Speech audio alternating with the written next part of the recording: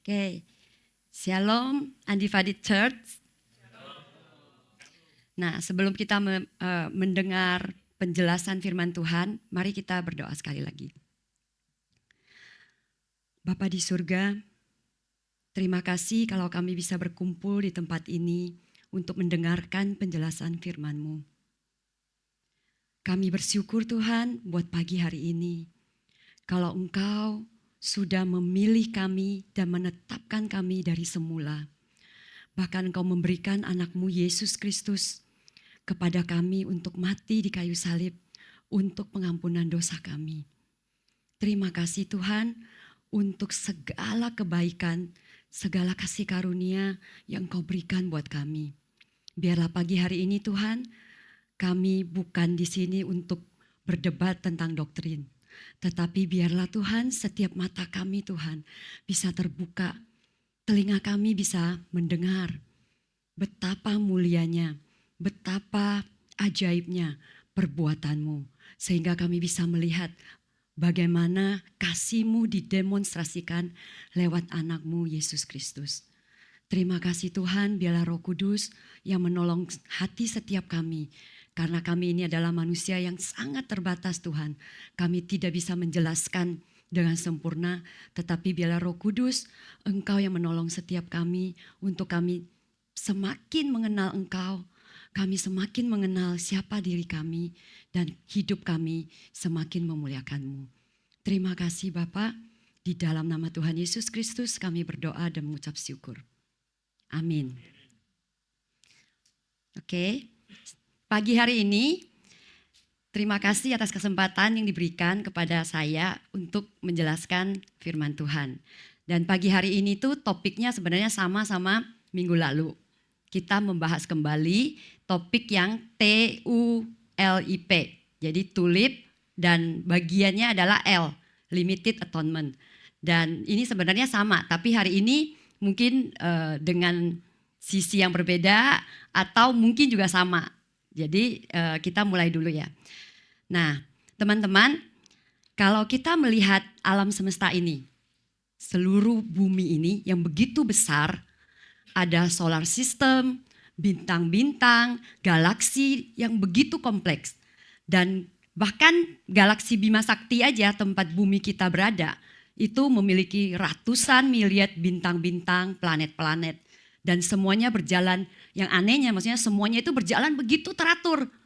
Bahkan sampai hukum fisika terkecil aja itu juga sangat teratur. Jadi dari situ kita bisa melihat bahwa ini ada yang menciptakan. Gak mungkin ini terjadi dengan begitu aja.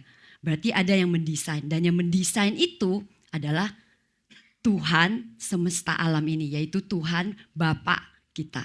Nah, kalau kita melihat bahwa setiap titik cahaya yang di langit itu di malam hari, walaupun sekarang di malam hari kita tidak bisa melihat lagi karena polusi udara di Jakarta.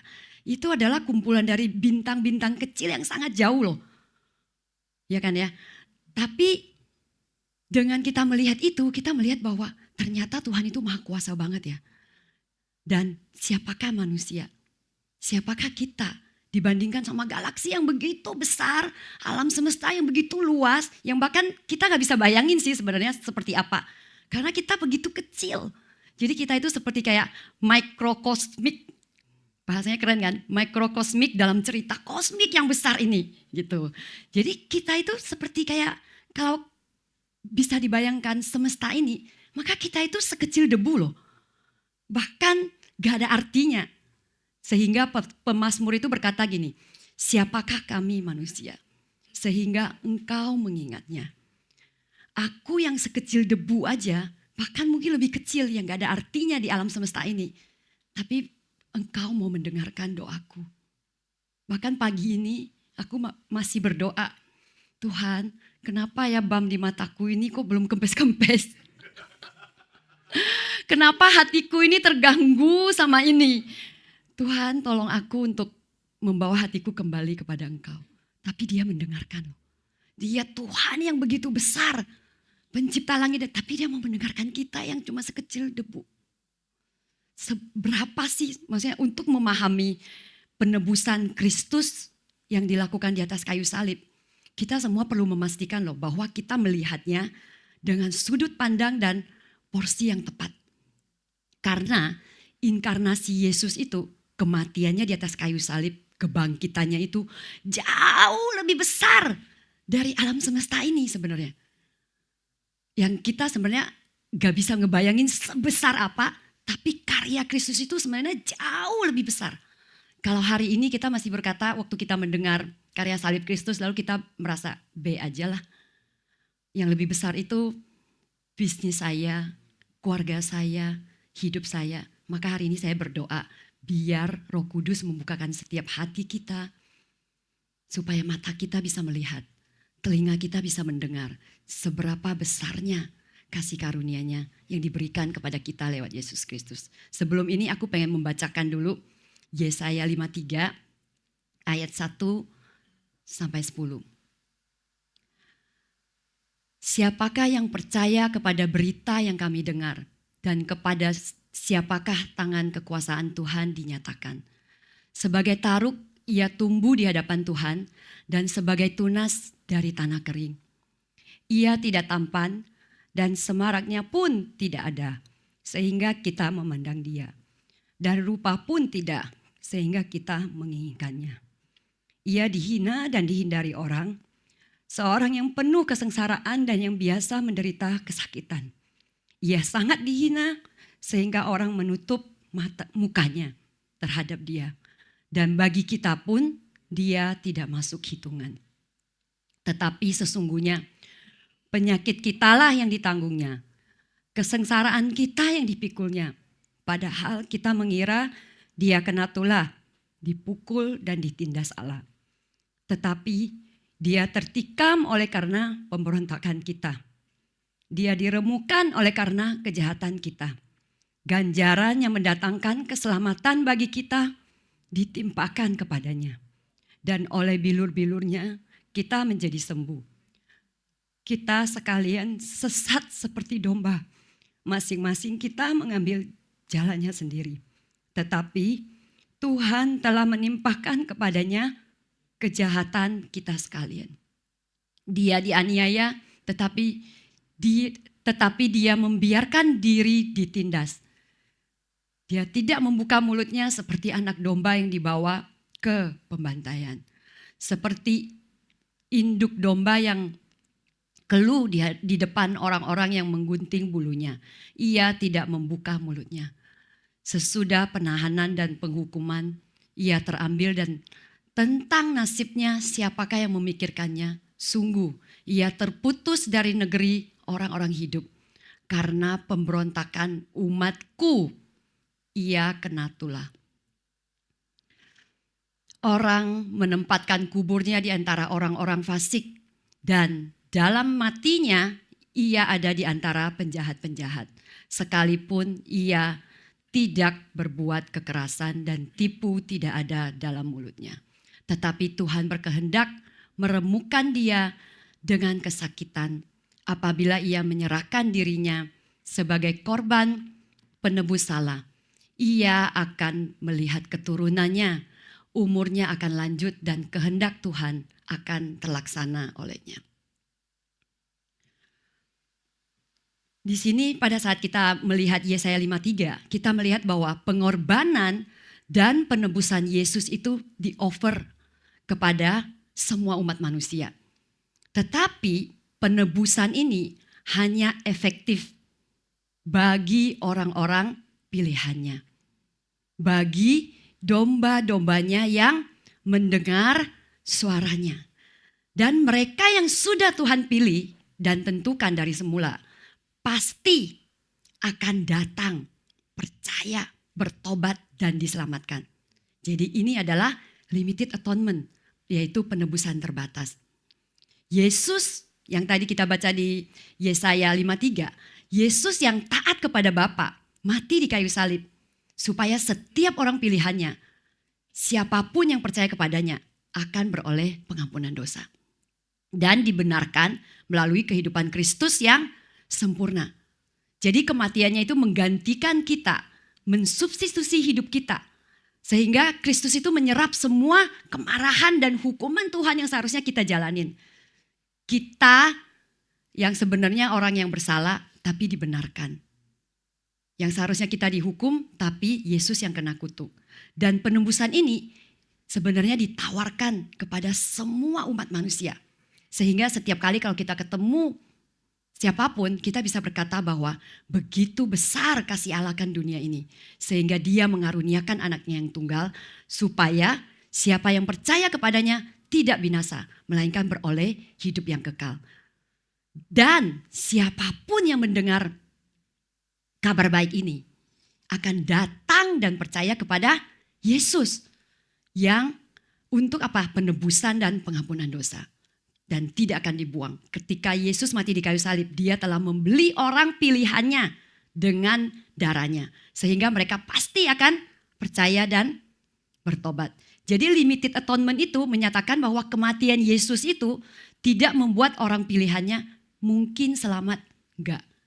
Tetapi pasti akan selamat. Karena Tuhan kita tidak akan pernah gagal. Limited atonement itu adalah, atau definite atonement itu ada berbicara bahwa Tuhan itu memberikan covenant-nya atau perjanjiannya kepada kita secara spesial, orang-orang pilihannya. Domba-dombanya, mempelainya, kita juga disebut mempelainya, sahabatnya. Untuk apa? Supaya Tuhan bisa bekerja dalam segala sesuatu, mendatangkan kebaikan, mengalahkan segala penolakan kita terhadap salib atau terhadap penebusan Kristus. Karena pada akhirnya pasti akan percaya dan kita pasti akan menerima penebusan itu. Nah, di dalam buku John Piper, 5 Points. Jadi ini buku tentang penebusan, tentang tulip sebenarnya. Di penjelasan limited atonement-nya, dia berkata bahwa penebusan terbatas itu juga disebut sebagai penebusan yang ditentukan. Jadi ditentukan, ya, dipredestin gitu. Atau penebusan khusus itu berarti Kristus mati bukan hanya untuk membuat keselamatan itu mungkin bagi semua orang, tetapi untuk membuat keselamatan pasti bagi orang-orang pilihannya, gitu. Nah, jika Kristus itu mati untuk semua orang pada umumnya dengan cara yang sama persis, tapi tidak semua orang itu diselamatkan. Ini juga penjelasan di buku itu sebenarnya. Tapi aku karena gak ngambil ininya, jadi aku tidak quote. Penjelasan secara dasar garis besarnya itu dia berkata bahwa jika Kristus itu mati untuk semua orang, tapi tidak semua orang itu selamat. Karena kita tahu kan sebenarnya gak semua orang selamat. Maka kalau gak semua orang selamat, maka salib Kristus itu hanya memberikan kemungkinan doang. Ya mungkin selamat gitu. Tapi bukan kepastian. Tapi salib Kristus itu menjamin keselamatan umat pilihannya. Nah, judul khotbah saya pagi hari ini, seperti minggu lalu biar aman, itu judulnya adalah penebusan Kristus untuk umatnya. Nah, ada 3 poin yang saya akan bahas pagi ini. Mengapa penebusan itu diperlukan? Lalu, Kristus menyerahkan nyawanya. Kristus yang menyerahkan loh. Kristus menyerahkan nyawanya untuk mempelainya, anak-anaknya, domba-dombanya. Penebusan yang ketiga adalah penebusan Kristus adalah jaminan keselamatan yang pasti bagi orang-orang pilihan. Nah, kita masuk ke poin pertama, mengapa penebusan itu diperlukan?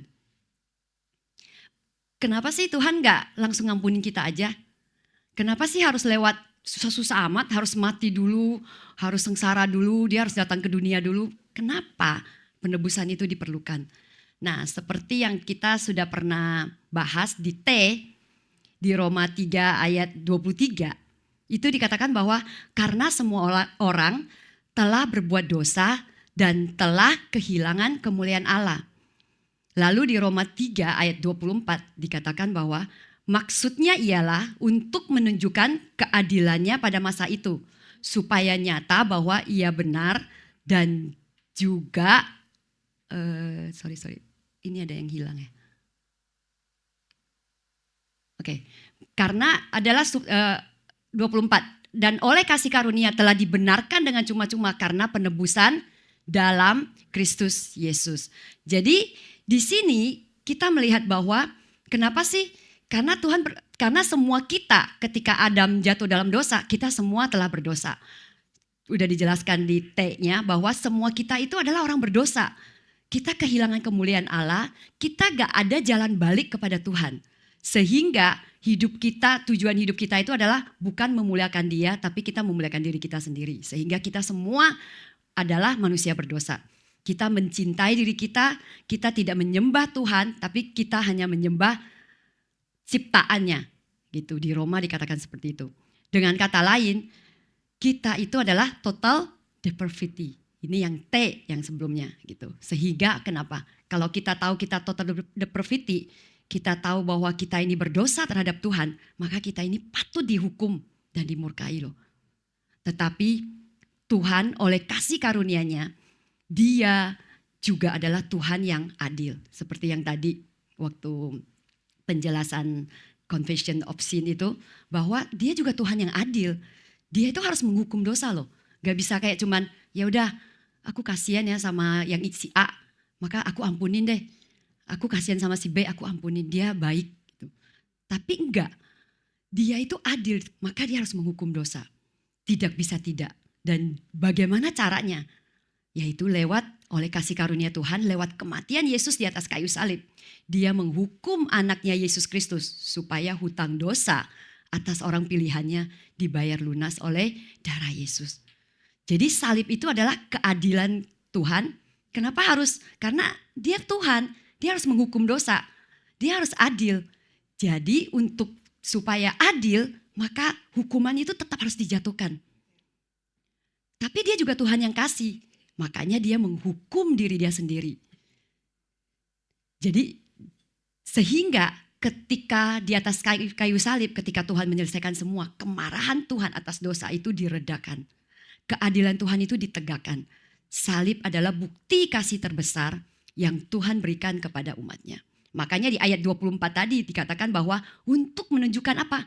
Jadi penebusan Kristus itu bukan cuma menunjukkan kasih-Nya, juga menunjukkan keadilannya.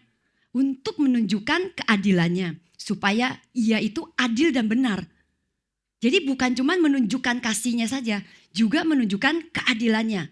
Dan juga membenarkan orang yang percaya kepada Yesus ketika dosa kita sudah dihukum di atas kayu salib. Sehingga Tuhan itu menjadi apa? Pendamaian. Jadi pendamaian itu artinya menunjukkan tindakan Kristus yang menjadi korban pendamaian, menanggung murka Allah yang adil demi menggantikan umat pilihannya. Nah, kenapa sih harus kayak gitu? Karena dalam kesabaran dan Tuhan itu panjang sabar. Tadi dikatakan bahwa aku ini panjang sabar. Di dalam perjanjian lama, sebelum penyaliban, Tuhan itu telah memperlakukan manusia itu sebenarnya jauh lebih baik loh. Daripada yang mereka layak terima.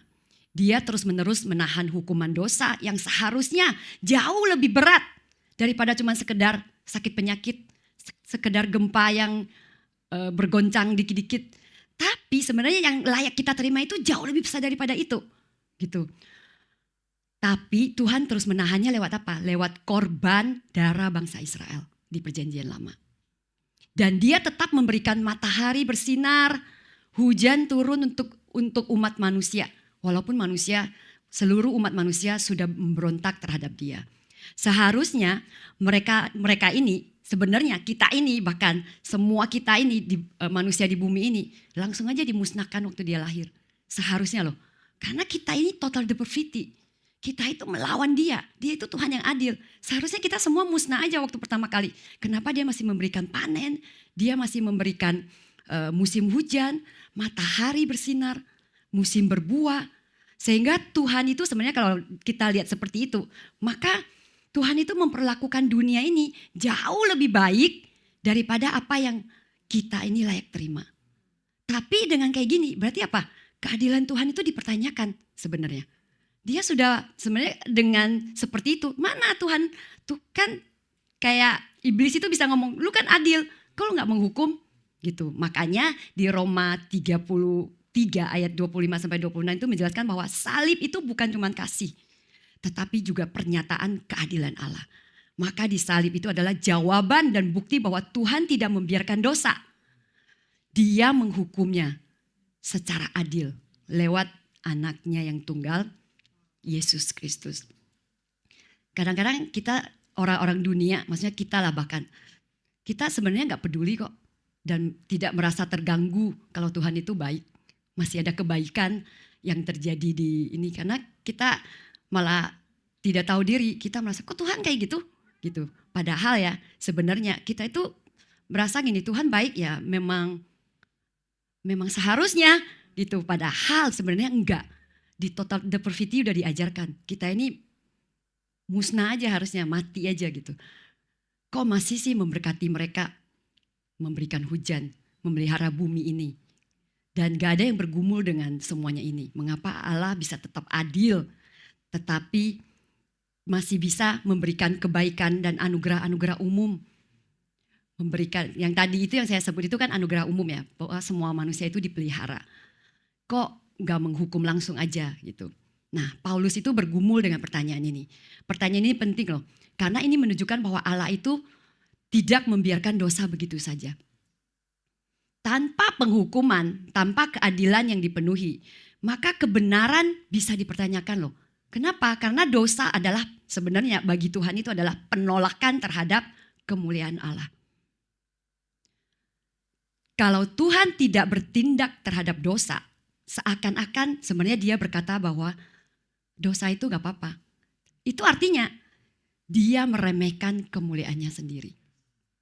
Dan kebenaran Tuhan itu adalah ketika dia selalu menjunjung tinggi kemuliaannya. Jika dia membiarkan dosa ini terjadi tanpa hukuman, maka sama dengan dia berkata bahwa dosa bukan masalah besar. Kemuliaannya gak penting. Tapi lewat pengorbanan Kristus, ia menunjukkan bahwa Tuhan itu tetap adil. Kudus, benar, dosa tidak diabaikan, tetapi ditanggung dan dihukum. Bukan kita yang menanggungnya, tapi Yesus. Nah, inilah sebenarnya penebusan itu. Kenapa? Yaitu menunjukkan bahwa Allah itu benar dan adil, mulia, sekaligus kasih dan pengampunan. Gitu. Jadi salib itu adalah pelukan kasih Allah, tapi juga tempat keadilannya yang kudus dinyatakan di sana. Jadi dosa tidak dibiarkan begitu saja, melainkan ditanggung dan dihukum melalui Kristus Yesus anaknya. Nah, mengapa jadi pengorbanan Kristus ini sebenarnya apa sih artinya limited atonement itu? Ya kan ya, kenapa definite, kenapa khusus? Jadi sebenarnya bukan kuasanya, bukan kuasa salib itu yang terbatas. Kenapa terbatas? Bukan kuasa salibnya yang terbatas. Gitu. Kenapa khusus? Bukan kuasa salibnya, tetapi yang khusus itu adalah tujuan cakupan penebusannya. Itu yang pasti gitu. Jadi kuasanya sanggup sebenarnya menebus seluruh umat manusia. Namun salibnya secara khusus hanya ditujukan bagi umat pilihannya. Dan setiap dari mereka itu pasti akan diselamatkan. Gitu. Jadi kuasa salib Kristus itu sanggup menebus semua orang loh dari segala zaman. Bukan dia kurang kuasa, di limit gitu. Tapi kuasa penebusan tidak terbatas. Tetapi cakupan penebusannya, tujuan penebusannya itu terbatas hanya untuk orang-orang pilihan. Gitu. Nah, kalau begitu timbul pertanyaan. Pertanyaan ini memang agak, tapi kan semua kita pasti akan bertanya ini. Kalau gitu Allah tidak adil dong. Jika begitu, apakah Allah hanya mengasihi orang tertentu dan tidak mengasihi yang lain? Kok Allah gak adil sih? Kok hanya menebus sebagian orang sih? Gitu. Nah, kalau tadi penjelasan yang tadi sebelumnya, kalau Tuhan itu adil, sebenarnya harusnya kita apa? Musnah. Seharusnya kita itu bukan masih di sustain, masih dipelihara bumi ini. Seharusnya langsung aja boom, mati lu semua. Karena itu melanggar, karena ini melanggar kekudusan Tuhan, keadilan Tuhan dan kebenaran Tuhan loh. Tapi kalau kita bilang adil sebenarnya kita itu harusnya mati gitu. Tetapi Tetapi Tuhan itu berkenan untuk memberikan kasih karunia kepada sebagian orang untuk diselamatkan. Berdasarkan apa? Kerelaan kasih karunia-Nya. Kalau Tuhan menyelamatkan semua orang, maka itu bukan kasih karunia. Itu namanya jatah. Semua orang harus dibagi sama rata. Tapi kasih karunia itu berbicara Tuhan memberikan sesuatu yang kamu seharusnya kita semua rata dihukum. Ratanya kita itu, adilnya kita itu dihukum. Itu jatah. Jatah kita itu dihukum. Tapi karena Tuhan, karena kasih karunia-Nya, Dia berkenan untuk memberikan kepada sebagian orang yang sudah dipilihnya menurut kerelaan kasih karunia-Nya untuk diselamatkan. Itu namanya kasih karunia. Karena kok nggak ditulis ya? Di Roma 9 ayat 13 sampai 6 dikatakan bahwa seperti ada tertulis, aku ini mengasihi Yakub, ya, tetapi membenci Esau. Jika demikian, apakah yang hendak kita katakan? Apakah Allah tidak adil? Mustahil. Sebab Ia berfirman kepada Musa, aku akan menaruh belas kasihan kepada siapa aku mau menaruh belas kasihan. Dan aku akan bermurah hati kepada siapa aku mau bermurah hati. Jadi hal itu tidak bergantung kepada kehendak orang atau usaha orang, tetapi kepada kemurahan hati Allah. Ini aku ambil dari contoh dari Pak Yakub Trihandoko. Dia bercerita gini bahwa anggap aja gini, saya itu ada 10 keluarga yang kondisinya itu sangat terpuruk, keluarganya tidak bisa makan, bahkan anaknya tidak bisa sekolah. Lalu saya berbaik hati, saya ingin membantu mereka. Tapi saya memilih 3 dari keluarga itu untuk anaknya disekolahkan, orang tuanya dikasih pekerjaan sehingga hidup mereka jadi oke. Dan 3 keluarga ini ketika mereka menjadi ini, mereka berterima kasih dong karena saya membantu mereka. Tetapi 7 keluarga yang sebenarnya tidak dibantu, apakah karena saya tidak membantu lalu mereka jatuh miskin dan tidak bisa makan? Enggak. Mereka tidak jatuh miskin ya karena mereka jatuh miskin. Ya kesalahan mereka karena mereka miskin, bukan karena saya tidak membantu. Jadi kasih karunia itu seperti itu. Jadi kita itu, kalau Tuhan itu menyelamatkan kita, itu karena Tuhan baik aja.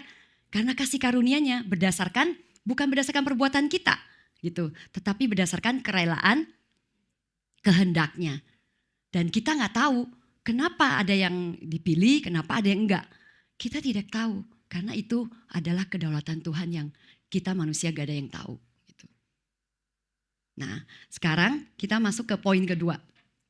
Kristus itu menyerahkan nyawanya untuk mempelainya, anak-anaknya, dan domba-dombanya. Jadi ini itu adalah gambaran sebenarnya di Alkitab. Di Alkitab itu selalu digambarkan orang-orang pilihan itu adalah seperti dombanya, seperti mempelainya. Kalau di perjanjian lama itu umatnya, ya kan ya, seperti sahabatnya, mempelainya. Nah, jadi sebenarnya ini adalah menunjukkan mereka itu adalah orang-orang yang dipilih, ditetapkan oleh Tuhan terlebih dahulu, bahkan sebelum dunia ini dijadikan. Jadi before the foundation of this world, Tuhan itu sudah memilih, mempredestin, menetapkan kita, orang-orang pilihannya. Jadi ketika Yesus datang ke dunia, ya, Dia sudah tahu nih sebenarnya tujuan kedatangannya, yaitu untuk memberikan nyawanya untuk siapa? Domba-dombanya. Jadi jadi Dia berkata gini, aku memberikan nyawaku, dan untuk siapa Dia datang itu, yaitu untuk mati di atas kayu salib untuk domba-dombanya. Dan ini itu semua sudah ditentukan, dipilih, ditentukan oleh Bapa sejak semula. Nah ini ada satu lagi, ini lucu banget nih. Pak Yakub Trihandoko dia cerita gini. Jadi bayangin ya, bukan kayak gini ya, bukan kayak gini. Jadi Yesus nih udah siap-siap mau turun ke dunia nih. Lalu sebelum dia turun, dia ingin memastikan kepada Bapa. Lalu dia bertanya kepada Bapak, aku nih udah mau turun ya ke dunia. Aku nih gak mau mati sia-sia loh ya. Nanti kalau aku turun ke dunia nih, udah mati capek-capek, udah mati susah-susah. Nanti mereka semua gak ada yang percaya sama aku, gimana? Lalu Bapak bilang, ya udah turun aja. Terus dia turun dengan segala ketidakpastian. Nanti mereka percaya aku gak ya? Kalau mereka gak percaya, aku sia-sia dong mati. Jadi bukan kayak gitu sebenarnya. Maksudnya limited atonement itu, Tuhan Yesus itu ketika dia datang ke dunia, dia sudah tahu sebenarnya untuk siapa dia mati dan mengorbankan nyawanya. Jadi ini adalah rencana Bapa sejak semula. Gitu. Jadi kita lihat bagaimana Kristus menyerahkan nyawanya untuk mempelainya. Jadi Tuhan itu mengasihi semua orang, ya kan ya? Tetapi tidak semua orang itu dikasihi secara khusus. Kayak minggu lalu punya relasi atau hubungan yang khusus dengan Kristus. Jadi ini sama dengan kasih seorang suami yang mengasihi semua orang dong. Maksudnya seorang laki-laki atau itu dia kan mengasihi semua orang. Tetapi sebenarnya seorang suami itu mengasihi, ada sebuah hubungan yang khusus, mengasihi istrinya secara spesial. Secara ada relasi yang khusus. Beda sama dia mengasihi semua orang secara umum. Sebenarnya ini gambarannya, makanya di sini di Efesus 5 ayat 25 dikatakan bahwa hai suami, kasihilah istrimu sebagaimana Kristus telah mengasihi jemaatnya dan telah menyerahkan dirinya baginya. Jadi gambaran suami kita, apalagi kita sebagai orang yang sudah percaya, ketika suami itu mengasihi istrinya secara khusus, bukan kepada semua wanita, tapi kepada istrinya secara khusus. Ini adalah sebuah gambaran seperti Kristus kepada jemaat. Kristus itu mengasihi semua orang di dunia ini, tetapi dia memberikan kasih yang khusus kepada umatnya, kepada mempelainya gitu. Terus di Wahyu 19 ayat 7, marilah kita bersukacita dan bersorak-sorai dan memuliakan dia, karena hari perkawinan anak domba telah tiba dan pengantinnya telah siap sedia. Di Wahyu 21 ayat 2, dan aku melihat kota yang kudus, Yerusalem yang baru turun dari surga dari Allah, yang berhias bagaikan pengantin perempuan yang berdandan untuk suaminya. Di sini kita juga bisa melihat bagaimana Kristus itu mempelainya, Tuhan itu memberikan nyawanya, mempersiapkan semuanya untuk siapa? Untuk mempelainya. Ada perkawinan anak domba nanti on that day, di hari itu. Itu adalah sebenarnya pengharapan kita sebagai orang percaya. Jadi ini menunjukkan bahwa Tuhan itu mengasihi secara khusus mempelainya gitu. Jadi gereja di sini digambarkan sebagai mempelai perempuan dan Kristus sebagai mempelai pria. Jadi penebusan Kristus adalah kasih perjanjian yang kekal sebenarnya. Seperti dalam ikatan pernikahan. Jadi ketika ikatan pernikahan itu sebenarnya ini menunjukkan seperti kasih perjanjian kekal antara Tuhan, antara Kristus sama mempelainya. Itu adalah kasih yang eksklusif. Jadi Kristus tidak mati untuk semua orang. Sama seperti seorang mempelai pria tidak mengikat perjanjian dengan semua wanita. Tetapi hanya kepada mempelainya saja gitu. Jadi yang satu lagi tadi Kristus menyerahkan, ini poin yang kedua, tapi ini subnya, tadi kan buat mempelainya. Sekarang Yesus itu menyerahkan nyawanya untuk mengumpulkan anak-anaknya. Jadi ini menggambarkan apa? Kematian Kristus digambarkan sebagai karya untuk apa? Mengumpulkan, mempersatukan anak-anak Allah yang tercerai-berai.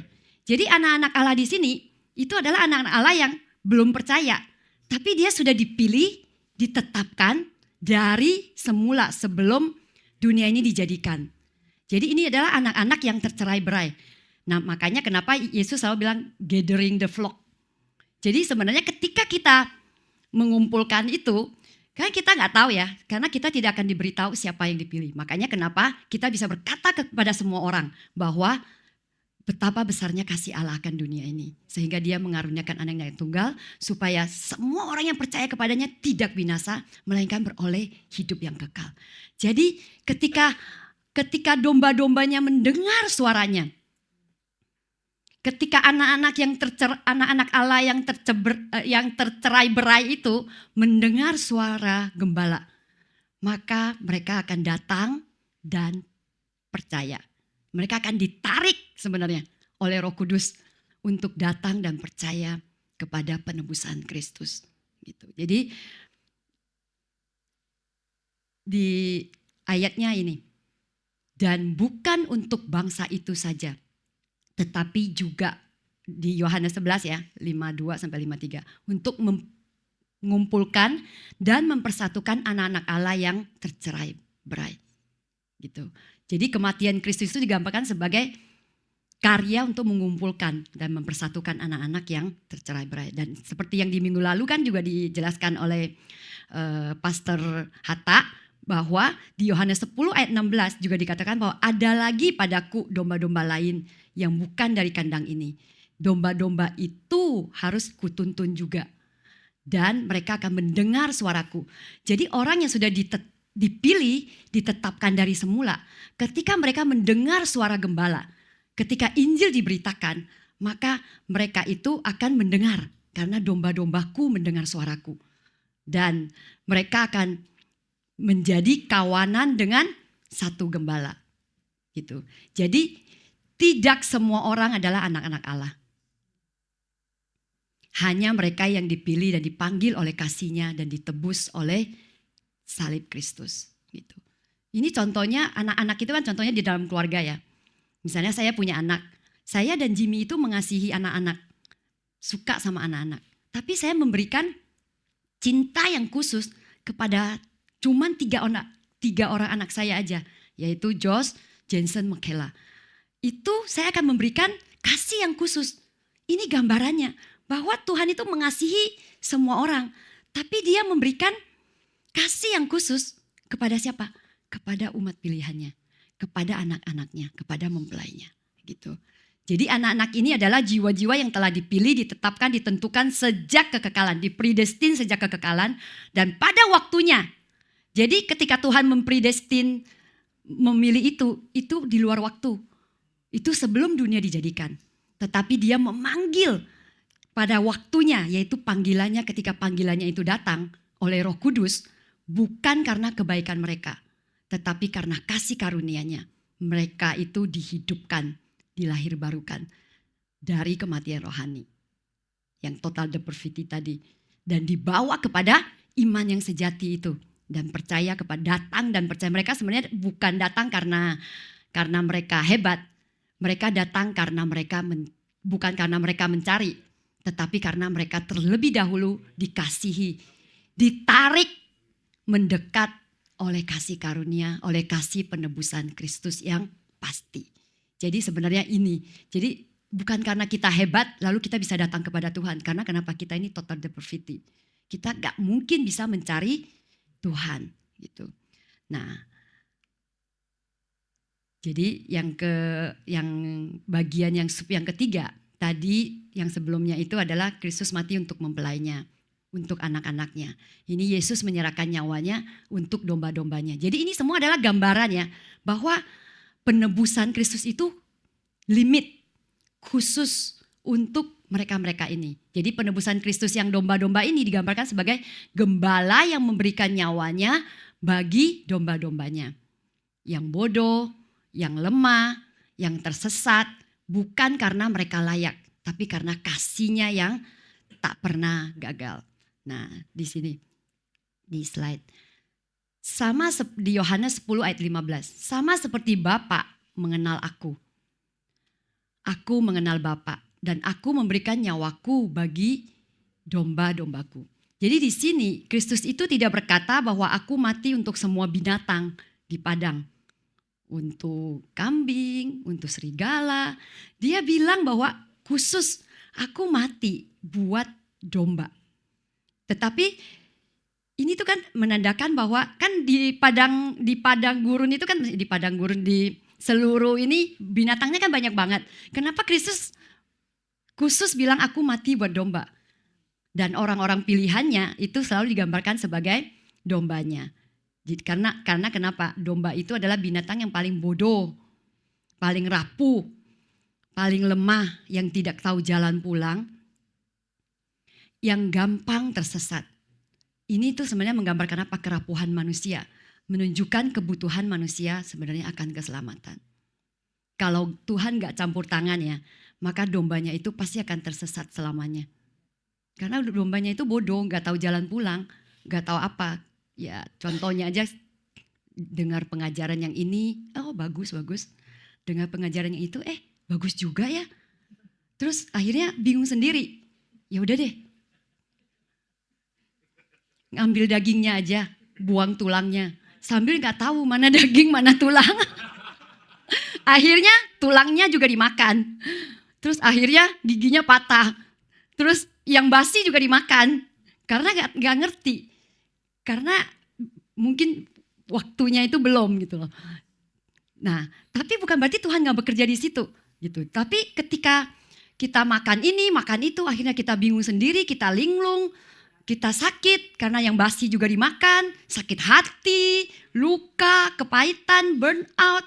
Akhirnya kita bilang gini, ya udahlah, gue hidup suka-suka gue aja lah, gitu. Jadi daripada, karena udah capek kan, lelah, burnout, aku hidup suka-suka daripada mereka, munafik. Aku nggak mau kayak mereka, gitu. Jadi sebenarnya karena kita itu burnout, bingung, apa sih, kok kayak gini sih, gitu. Nah, ada juga yang kayak gini, ketika aku jadi orang biasa-biasa aja lah daripada kayak mereka. Udah gak usah pelayanan-pelayanan, gak usah ini lagi, ya itu saya. Nah, karena kenapa? Kalau Tuhan tidak memanggil ya, disitulah sebenarnya ketika Tuhan datang, memanggil, gak tahu kenapa, gak tahu gimana. Ketika dalam keadaan seperti itu, ketika kita dalam keadaan total depravity, kita mendengar Injil. Yang sebenarnya dulu mungkin aku sudah tahu. Saya sudah dengar loh. Kok aku baru tahu ya ternyata semuanya tentang penebusan Kristus di atas kayu salib. Ternyata bukan tentang perbuatanku. Ternyata semua itu tentang Kristus. Ya Allah. Ya Tuhan, ternyata ini dipotong. Ternyata semua tentang kematian dan kebangkitan Kristus ya. Kok aku baru tahu. Dan ini adalah Tuhan yang datang kepada kita. Dengan kuasa Roh Kudusnya yang melahirbarukan kita. Ini sama seperti ketika Tuhan itu memanggil Lazarus loh. Kita yang tadinya total depravity. Lazarus bangkit. Sama dengan Tuhan itu memanggil domba-dombanya sesuai dengan setiap nama kita masing-masing. Semua umatnya yang ketika mendengar suaranya, domba-dombanya mendengar suaranya, maka mereka semua akan bangkit. Mereka semua akan tiba-tiba, ini kok aku gak tahu ya? Gitu. Jadi maksudnya kenapa? Kok aku nggak ngerti? Kenapa ternyata tentang ini gitu. Jadi kita itu seperti apa? Orang yang sebenarnya kayak tenggelam ke dasar laut yang paling dalam loh. Kalau saya ya, kata teman saya, ini tuh kalian tuh jatuhnya jauh. Tuhan tuh nyarinya kayaknya susah deh sampai ke dalam. Padahal sebenarnya ini Tuhan itu ketika tahu kita itu gambaran semua kita sebenarnya adalah jatuh ke tempat yang paling dalam. Tetapi dia sendiri yang turun ke dasar laut. Dia gak gini loh, aku kasih pelampung aja deh, tangkap sendiri. Karena kita mati, kita gak bisa nangkep. Kalau kita nangkep itu adalah agama. Karena kita selalu akan berusaha untuk melakukan semuanya. Tetapi kalau misalnya kita gak bisa, maksudnya kalau kita bisa nangkep, itu karena dia yang turun ke dasar laut. Dia mengangkat kita. Dia menghembuskan nafas kehidupannya. Sehingga sebenarnya ketika nafas kehidupan itu dihembuskan, ketika kita dihidupkan, baru mata kita melihat, oh ini, baru mata kita itu terbuka. Jadi tadinya adalah Tuhan yang mengangkat, menghembuskan, melahirbarukan kita. Sehingga mata kita itu tiba-tiba bisa melihat. Sehingga itu yang membuat hidup kita itu sebenarnya sejak detik itu, hidup kita itu adalah kita tidak hidup kita itu hanya berpusat kepada cerita ini. Yaitu cerita tentang kematian dan kebangkitan Kristus. Jadi Yesus yang tadinya Tuhan, yang seharusnya dia tidak perlu turun ke dunia. Tapi dia mau loh datang berinkarnasi. Dia Tuhan yang tadi menciptakan alam semesta yang begitu besar. Dia itu mau datang karena kasihnya. Karena Dia adalah kasih. Dia mau datang menjadi sama dengan kita. Menjalani dan menggenapi semua hukum Taurat dengan sempurna. Yang kita gak bisa jalanin. Yang kita tidak mungkin bisa jalanin. Sama sekali gak akan. Kita cuma bisa berbuat moral kebaikan. Tapi itu pun adalah dosa dan kain kotor di hadapan Dia. Tetapi setelah Dia memberikan nyawanya kepada domba-dombanya yang tersesat, yang gak tahu arah, yang bodoh, so pinter, melawan perintahnya, mengkhianati Dia, yang adalah musuhnya sebenarnya. Kita semua ini musuh Tuhan loh. Tapi Dia mau mati di kayu salib, menggantikan murka Allah. Untuk siapa? Untuk orang ini, untuk mempelainya, untuk domba-dombanya, untuk anak-anaknya, untuk sahabat-sahabatnya. Sehingga domba-dombanya pasti akan diselamatkan. Bukan karena dombanya hebat, tetapi karena pekerjaan Yesus yang gak pernah gagal. Seperti kayak lagu kalian itu, ketika di Getsemani, Dia berkata bahwa, ya Bapakku, jikalau sekiranya mungkin biarlah cawan ini lalu daripadaku. Tetapi janganlah seperti yang ku kehendaki, melainkan seperti yang Engkau kehendaki. Dan Dia berdoa untuk kedua kalinya. Ya Bapakku, jikalau cawan ini tidak mungkin lalu, kecuali aku meminumnya, jadilah kehendak-Mu. Jadi di Getsemani itu saat Yesus bergumul, Dia itu memikirkan loh setiap nama kita satu persatu. Dia itu mengenal kita. Jadi di Getsemani, ya kan lagunya kan. Kau meratapiku, Kau penuhi kehendak Bapa untukku. Di Getsemani Kau memikirkanku, ku terkagum. Ya. Jadi di situ Dia itu mengenal waktu Dia bergumul di Getsemani. Dia itu tahu loh siapa yang akan Dia mati. Dia membawa setiap nama kita di hatinya. Domba-dombanya, mempelainya. Jadi domba itu bukanlah mereka yang bisa menggunakan kekuatan mereka untuk datang dan percaya. Tetapi adalah mereka yang telah dipilih, ditetapkan, diberikan oleh Bapa kepada Yesus. Jadi kita diberikan kepada Yesus. Mereka-mereka itulah yang akan datang dan percaya kepada penebusan Yesus. Dan ini semua adalah inisiatifnya Tuhan. Gitu. Dan kita sekarang masuk ke poin ketiga. Penebusan Kristus adalah jaminan keselamatan yang pasti bagi orang-orang pilihan. Kita lihat di Roma 8 ayat 29-30. Sebab semua orang yang dipilihnya, ini sebenarnya saya udah pernah jelasin waktu yang kita bahas eksposisi Roma. Di Roma 8 ayat 29-30. Sebab semua orang yang dipilihnya dari semula, mereka juga yang ditentukannya dari semula untuk menjadi serupa dengan gambaran anaknya. Supaya ia, anaknya itu, menjadi yang sulung di antara banyak saudara. Dan mereka yang ditentukannya dari semula, mereka itu juga yang dipanggilnya. Mereka yang dipanggilnya, mereka juga yang dibenarkannya. Mereka yang dibenarkannya, mereka juga yang akan dimuliakannya. Jadi itu adalah rantai emas keselamatan. Jadi ini bukan saya dipilih, yang itu ditentukan, yang ini dipanggil. Dulu saya kira seperti itu. Tapi ini adalah dalam satu orang yang Dia pilih, itu mereka akan mengalami seperti ini. Ini tuh sebenarnya pasif loh ya. Tuhan itu, kita itu dipilih, ditentukan. Jadi gini, orang yang dipilih ya, foreknew yang kemarin, yang dikenal, yang chosen, yang dipilih. Tuhan sudah mengenal domba-dombanya sebelum dunia ini dijadikan. Makanya mereka ditentukan.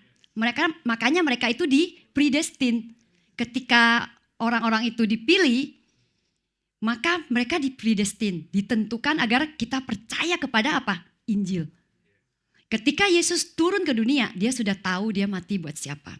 Kemudian di dalam kekekalan itu dia sudah pilih, dia sudah tentukan. Lalu di dalam waktu, di dalam dunia ini dia memanggil lewat Roh Kudusnya. Melahirbarukan orang pilihannya yang tadi. Memanggil dan menarik dombanya untuk datang kepada Yesus. Siapa yang menarik? Roh Kudus. Karena hari ini hari Pentakosta. Hari ini hari Pentakosta. Jadi maksudnya gini, yang menarik kita datang kepada Yesus itu siapa? Roh Kudus. Dombanya datang kepada Kristus. Dan yang membuat kita percaya kepada apa? Penebusan Kristus. Dan kita terus menerus hati kita itu akan diproses. Terus membuka mata kita, telinga kita. Lewat firman-Nya. Sehingga mereka sadar bahwa mereka ini rusak total. Gitu, dan butuh pengorbanan Kristus, butuh penebusan Kristus, sehingga mereka menjadi percaya dan bertobat. Lalu dari situ ketika mereka percaya, mereka dibenarkan, mereka di-justified, dan sebenarnya ininya dijadikan serupa dengan Kristus. Makanya di sini dibenarkan sama, yaitu justification sama sanctification itu satu paket. Makanya di sini karena di sini Paulus itu ingin menunjukkan change-nya loh. Tapi sanctification itu sudah masuk di dalam paket dibenarkan. Karena kita akan dijadikan serupa dengan Yesus Kristus gitu. Lalu ketika Kristus datang kedua kali. Ketika dia nanti dalam waktunya Tuhan, dia datang kedua kali, kita akan dimuliakan. Yaitu glorification. Nah ini aku mau tunjukin satu ayat yang menunjukkan glorification itu sebenarnya apa? Karena yang aku mau jelaskan di sini, jadi dari sini di Yohanes 6 ayat 37 sampai 40. Semua yang diberikan Bapa kepadaku akan datang kepadaku. Dan barang siapa yang datang kepadaku, ia tidak akan kubuang. Sebab aku telah turun dari surga bukan untuk melakukan kehendakku. Tadi di Getsemani itu Yesus berkata, bukan kehendakku, tetapi untuk melakukan kehendak Dia yang telah mengutus aku. Dan inilah kehendak Dia yang telah mengutus aku. Kehendak Bapa itu apa sih? Yesus melakukan kehendak apa sih? Dari semua yang diberikan kepadaku. Jangan ada yang hilang. Tetapi supaya kubangkitkan pada akhir zaman. Jadi keselamatan itu bukan setengah-setengah. Bukan cuman di dunia ini percaya terus ya udah. Maksudnya pertama kali lahir baru kita semua. Lalu kita percaya, and then setelah itu ya udah berjuang sendiri aja. Tuh Yesus itu sampai bilang kehendakku, bukan cuman aku mati doang di dunia ini, tetapi juga aku akan membangkitkan mereka pada akhir zaman. Diulang lagi sekali, sebab inilah kehendak Bapakku. Supaya, ini Yesus yang berkata loh, sampai 2 kali dia berkata, supaya setiap orang yang melihat anak dan percaya kepadanya beroleh hidup yang kekal. Dan supaya apa? Aku membangkitkannya pada akhir zaman. Kan kadang-kadang kita sering berpikir seperti waktu pas mamaku meninggal. Waktu itu aku masih berpikir gini, kayaknya aku percaya bahwa tubuhnya, jiwa atau rohnya itu sudah bersama dengan Kristus. Tetapi aku selalu berpikir bahwa ya badannya udah gak berguna lah. Tapi sebenarnya enggak loh. Tuhan itu akan membangkitkan Kristus. Sama seperti Kristus bangkit, tubuh kita pun ketika Yesus datang kedua kali akan dibangkitkan bersama dengan Kristus. Jadi Bugem bilang gini, hah? Masa masih tubuh ini? Ganti dong muka yang lain yang lebih cantik katanya. Aku bilang, karena kenapa? Gak bisa. Karena kenapa? Kalau mau ganti, predestinnya dari awal. Itu sudah dipredestin. Mukanya kayak gini, rambutnya kayak gini, tingginya kayak gini. Itu udah. Jadi maksudnya gini, Tuhan itu tidak mengignore tubuh kita loh. Karena semua di sini, muka sebelum oplas katanya. Kembalikan muka sebelum oplas. Nah, jadi semua di sini Yesus kan bilang bahwa semua yang telah diberikan, semuanya itu bukan gini, cuman jiwa sama roh doang. Semua di sini kan berbicara semua orang yang percaya. Semua orang yang dipilihnya dari semula. Semua orang, semua mempelainya. Jadi kita juga mempelai, kita juga umat kan cuman gambaran. Semua umatnya, semua mempelainya, itu semua. Tetapi semua itu kan gak ada yang ketinggalan dong. Tubuh kita pun satu hari sebenarnya juga akan dibangkitkan. Nah, itu yang menyebabkan sebenarnya apa yang kita lakukan di bumi ini means. Kemarin kita di City to City itu ada dikasih tahu sama ada satu pengajarnya, dia ada mengajar tentang theology of the body. Jadi bagaimana sih ketika kita mengerti tentang pengorbanan Kristus, apa yang kita lakukan untuk tubuh kita sebenarnya ada makna kekekalannya gitu. Jadi yang tadinya kalau kita tidak percaya Yesus maka ini sia-sia dong, kan memang badan ini juga nanti akan sebenarnya dibangkitkan juga, tapi untuk mendapatkan penghukuman kekal. Tetapi ketika kita mengerti sebenarnya ternyata bagi Tuhan tubuh ini bait suci loh, bait Roh Kudus. Jadi sebenarnya ada ketika kita melakukan sesuatu untuk badan kita, ketika kita semakin mengerti Injil, maka apapun yang kita lakukan dalam hidup ini sebenarnya ada means-nya yang di dunia ini gitu. Jadi ini itu adalah mata rantai yang tidak terputus yang tadi. Saya kembali ke yang ini. Bahwa kita di sini, jadi di sini ini adalah orang yang dipilih, ditentukan, dipanggil, dibenarkan, dimuliakan, ini mereka adalah dombanya. Anak-anaknya, anak Allah yang tercerai-berai juga, yang sampai sekarang mungkin ada yang masih belum percaya, tapi mereka adalah anak-anak Allah. Segala sesuatu di sini tadi termasuk, itu juga termasuk fisik. Jadi segala sesuatu di sini, segala sesuatu yang tadi ya, ini yang di Roma 8 ayat 29 sampai 30 kan dikatakan bahwa segala sesuatu Tuhan bekerja dalam segala sesuatu. Nah, kalau Tuhan bekerja dalam segala sesuatu itu juga termasuk fisik. Bukan cuman di roh, jiwa, cuman di ini doang gitu loh, cuman di mental doang. Yang di sini tujuannya apa? Kenapa Tuhan itu mau memelihara segala sesuatu, melakukan segala sesuatu dalam hidup kita untuk mendatangkan kebaikan. Karena ini diperlukan untuk kita dijaga, diteguhkan, dimurnikan, dimuliakan dalam Kristus, sehingga akhirnya jika Tuhan itu rela memberikan anaknya yang tunggal buat yang paling berharga aja dia sudah berikan, yaitu nyawanya sendiri. Maka dia akan terus memelihara kita, menjaga kita, meneguhkan kita, memurnikan kita, sampai nanti akhirnya mempertahankan iman kita, sampai kita itu pasti akan selamat. Jadi keselamatan kita itu dijamin oleh apa? Sudah dijamin oleh darah Yesus. Gitu. Jadi kalau misalnya, kalau penebusan itu terbatas, pertanyaannya adalah apakah kita masih perlu mengabarkan Injil? Gitu. Nah, ketika kita itu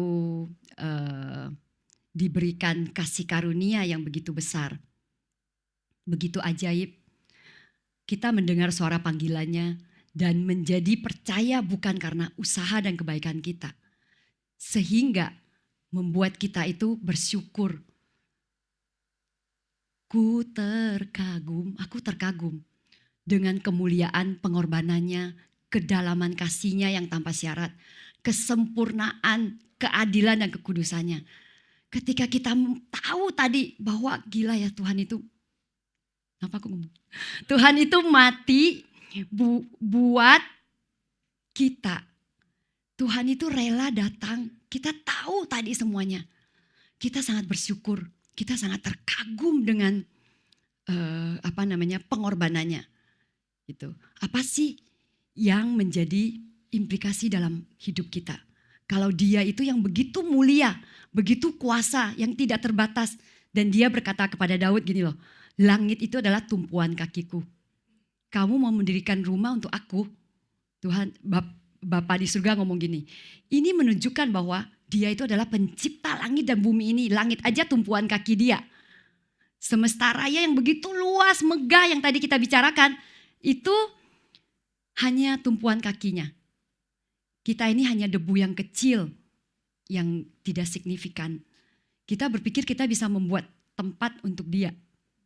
Namun kok dia yang agung dan mulia, yang tidak terbatas, mau datang ke dunia yang terbatas ini untuk menebus umat pilihannya. Bukan di rumah yang terbatas, dia mau tinggal. Dan dia supaya apa? Ketika dia membenarkan kita, supaya dia bisa tinggal di tempat, di hati kita. Dia tidak mau, dia bukan tinggal di rumah yang terbatas, seperti yang Daud mau bangun. Dia mau bertabernakel, dia mau tinggal di dalam hati setiap umat pilihannya yang kecil, yang seperti debu, yang insignifikan ini.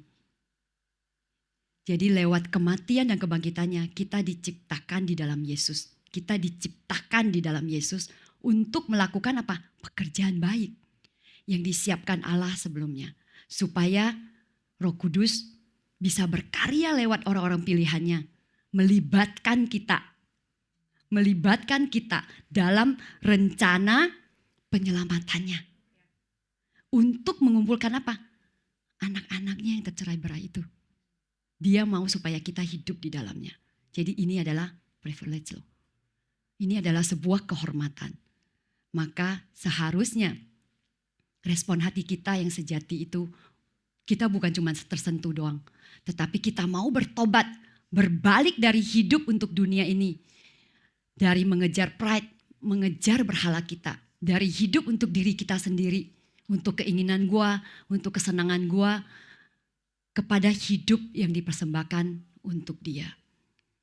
Seharusnya kita pun dengan sukacita dan kerelaan, willingly, memilih untuk hidup baginya.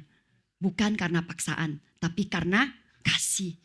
Kita ingin hidup kita adalah untuk menyalurkan kasih karunia-Nya. Menunjukkan orang ketika kita melihat bagaimana Tuhan memelihara, ketika kita dimanapun, kita bisa menunjukkan kepada orang salib yang menebus, kebangkitan yang memberikan pengharapan.